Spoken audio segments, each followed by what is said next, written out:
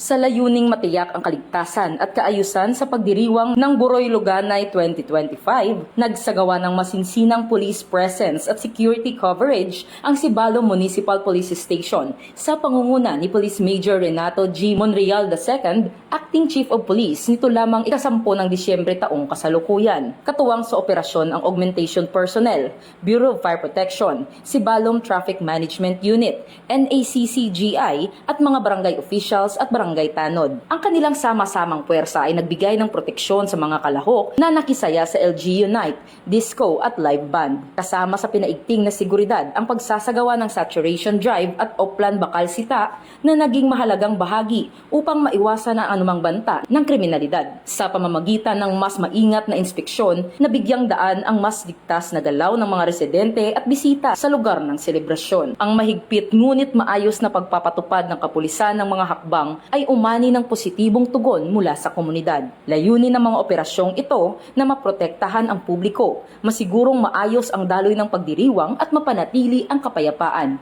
Sa huli, muling ipinakita ng Sibalom MPS ang kanilang matibay na dedikasyon sa paglilingkod at pagsiguro ng kapayapaan at napatunayang epektibo ang kanilang presensya sa pagpapanatili ng ligtas at maayos na pagdiriwang. Mula rito sa Western Visayas, ako ang inyong PNN Correspondent Patrolwoman Justin May Halyores, alagad ng batas, tagataguyod ng Balitang Pulis.